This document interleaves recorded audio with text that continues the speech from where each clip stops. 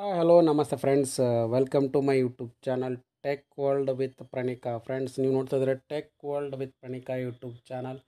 Friends, ರಾಜ್ಯ ವಿದ್ಯಾರ್ಥಿ ತಂತ್ರಾಂಶ 2024-25ನೇ ಸಾಲಿನ ಮೆಟ್ರಿಕ್ ನಂತರದ ವಿದ್ಯಾರ್ಥಿಗಳಿಗೆ ಅರ್ಜಿ ಸಲ್ಲಿಕೆ ಓಪನ್ ಆಗಿದೆ ಏನು ಮತ್ತು ಅರ್ಜಿ ಸಲ್ಲಿಕೆ ಮಾಡ್ಬೋದು ಏನಂತ ಸಾಕಷ್ಟು ಮಂದಿ ವಿದ್ಯಾರ್ಥಿಗಳು ಕೂಡ ಇನ್ಸ್ಟಾಗ್ರಾಮಲ್ಲಿ ಮೆಸೇಜ್ ಮಾಡಿದ್ರು, ಹಾಗೆ ಯೂಟ್ಯೂಬ್ ಚಾನಲ್ ಕಮೆಂಟ್ ಬಾಕ್ಸಲ್ಲಿ ಕೂಡ ಕೇಳ್ತಾ ಇದ್ರು. ಅವ್ರ ಬಗ್ಗೆ ಸಂಪೂರ್ಣ ಮಾಹಿತಿ ತಿಳಿಸ್ಕೊಡ್ತಾ ಹೋಗ್ತೀನಿ. ತಪ್ಪನ್ನು ಸ್ಕಿಪ್ ಮಾಡಿದ್ರೆ ಪೂರ್ತಿಯಾಗಿ ನೋಡಿ.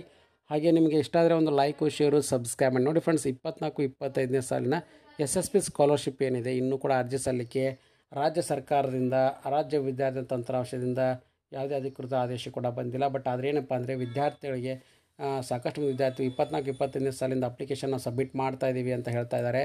ಇಲ್ಲ ಫ್ರೆಂಡ್ಸ್, ಅದನ್ನು ಸಬ್ಮಿಟ್ ಮಾಡೋಕ್ಕಾಗೋದಿಲ್ಲ. ಮತ್ತು ಅದ್ರ ಜೊತೆಗೆ ಏನಪ್ಪ ಅಂದರೆ ವಿದ್ಯಾರ್ಥಿಗಳಿಗೆ 24-25ನೇ ಸಾಲಿಂದ ಅಪ್ಲಿಕೇಶನ್ ಇನ್ನೂ ಕೂಡ ಓಪನ್ ಆಗಿಲ್ಲ. ಸೊ ಮೇ ಬಿ ಜುಲೈ ಎಂಡ್ನಲ್ಲಿ ಸ್ಟಾರ್ಟ್ ಮಾಡ್ಬೋದು. ಈಗ ಹೊಸ ಅಕೌಂಟ್ನ ಕ್ರಿಯೇಟ್ ಮಾಡ್ಕೊಳ್ಳಿಕ್ಕೆ ಹೊಸದಾಗಿ ಅಡ್ಮಿಷನ್ ಮಾಡಿರ್ತಕ್ಕಂಥ ಪೋಸ್ಟ್ ಮೆಟ್ರಿಕ್ ವಿದ್ಯಾರ್ಥಿಗಳು ಕೋರ್ಸ್ಗಳಿಗೆ, ಅಂದರೆ PUC ಇರ್ಬೋದು, ಡಿಗ್ರಿ ಇರ್ಬೋದು, GTTC ಇರ್ಬೋದು, ಡಿಪ್ಲೊಮಾ ಇರ್ಬೋದು, ITI ಇರ್ಬೋದು, ಸೊ ಬೇರೆ ಬೇರೆ ಎಲ್ಲ ಕೋರ್ಸ್ಗಳಿಗೆ UG PGಗೆ ಅಡ್ಮಿಷನ್ ಮಾಡಿರ್ತಕ್ಕಂಥ ವಿದ್ಯಾರ್ಥಿಗಳಿಗೆ ಸೊ ಈಗ ಏನಪ್ಪ ಅಂದರೆ ಅವರು SSLC ಅನೌನ್ಸ್ ಏನು ಅಕೌಂಟ್ನ ಕ್ರಿಯೇಟ್ ಮಾಡ್ಕೋಬೇಕಾಗತ್ತೆ. ಹಾಗಾಗಿ ಹೊಸ ಅಕೌಂಟ್ನ ಕ್ರಿಯೇಟ್ ಮಾಡ್ಕೊಳ್ಳಿಕ್ಕೆ ಅವ್ರಿಗೆ ಎನೇಬಲ್ ಆಪ್ಷನ್ನ ಮಾಡಿಕೊಟ್ಟಿದ್ದಾರೆ.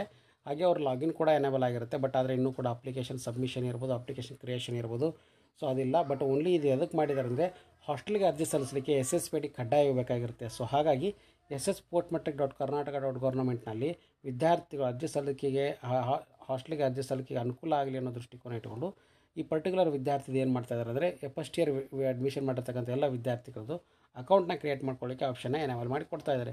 ಸೊ ಹಾಗಾಗಿ ಹೊಸದಾಗಿ ಅಕೌಂಟ್ನ ಕ್ರಿಯೇಟ್ ಮಾಡ್ಬೋದು. ಹಾಗೆ ನೀವು 23-24ನೇ ಸಾಲಿನಲ್ಲಿ ಲಾಗಿನ್ ಕೂಡ ಮಾಡ್ಬೋದು. ಬಟ್ ಆದರೆ ಫಸ್ಟ್ ಸ್ಟೆಪ್ನಲ್ಲಿ ನೀವು ಅಕೌಂಟ್ನ ಡೀಟೇಲ್ಸ್ನೆಲ್ಲ ಸೇವ್ ಮಾಡ್ತೀರಾ. ಬಟ್ ಫೈನಲ್ ಸಬ್ಮಿಟ್ನಲ್ಲಿ ಯಾವುದೇ ಕಾರಣ ಕೂಡ ಈಗ ಸಬ್ಮಿಟ್ ಮಾಡೋಕ್ಕೆ ಹೋಗಬೇಡಿ. ಯಾಕಂದರೆ ಇನ್ನೂ ಕೂಡ 24-25ನೇ ಸಾಲಿಂದ ಅಪ್ಲಿಕೇಶನ್ ಕೂಡ ಸ್ಟಾರ್ಟ್ ಆಗಿಲ್ಲ. ಹಾಗಾಗಿ ವಿದ್ಯಾರ್ಥಿಗಳು ಜಸ್ಟ್ ಅಕೌಂಟ್ನ ಕ್ರಿಯೇಟ್ ಮಾಡಿಕೊಂಡು ಹಾಸ್ಟೆಲ್ಗೆ ಅರ್ಜಿನ ಸಲ್ಲಿಕೆ ಮಾಡಿ, ಹಾಸ್ಟೆಲ್ಗೆ ಅರ್ಜಿ ಸಲ್ಲಿಕೆ ಮಾಡಿದ ಮೇಲೆ ನಂತರ ಅವ್ರದ್ದು ಹಾಸ್ಟೆಲ್ ಅಲಾಟ್ಮೆಂಟ್ ಆಗುತ್ತೋ ಅಥವಾ ಇಲ್ಲ ಅಂತೇಳಿ 20ನೇ ತಾರೀಕಿಗೆ ಗೊತ್ತಾಗುತ್ತೆ. ನಂತರ ಅವ್ರಿಗೆ ಏನಪ್ಪ ಅಂದರೆ 20ರ ಆನ್ವರ್ಡ್ಸು ಹೊಸದಾಗಿ 24-25ನೇ ಸಾಲಿಂದು ಅಪ್ಲಿಕೇಶನ್ ಕೂಡ ಸ್ಟಾರ್ಟ್ ಆಗ್ತಾ ಹೋಗುತ್ತೆ. ಸೊ ಹಾಗಾಗಿ ಅವರಿಗೆ ಹಾಸ್ಟೆಲ್ಗೆ ಅರ್ಜಿ ಸಲ್ಲಿಕೆ ಅನುಕೂಲ ಆಗಲಿ ಅನ್ನೋ ದೃಷ್ಟಿಕೋನ ಇಟ್ಕೊಂಡು ಅಕೌಂಟ್ ಕ್ರಿಯೇಟ್ ಮಾಡ್ಕೊಳ್ಳಿಕ್ಕೆ ಆಪ್ಷನ್ ಕೊಟ್ಟಿದ್ದಾರೆ. ಸೊ ಹಾಸ್ಟೆಲ್ ಮುಗಿದ ಮೇಲೆ ಆಟೋಮೆಟಿಕಲಿ 24-25ನೇ ಸಾಲಿಂದು ಕೂಡ ನಿಮಗೆ ಅರ್ಜಿ ಸಲ್ಲಿಕೆ ಓಪನ್ ಆಗುತ್ತೆ. ಆಮೇಲೆ ನಿಮಗೆ ಇನ್ನೂ ಲಾಂಗ್ ಡ್ಯೂರೇಷನ್ ಕೂಡ ಆಗುತ್ತೆ. 2-3 ತಿಂಗಳ ಟೈಮ್ ಡ್ಯೂರೇಷನ್ ಕೂಡ ಕೊಡ್ತಾರೆ.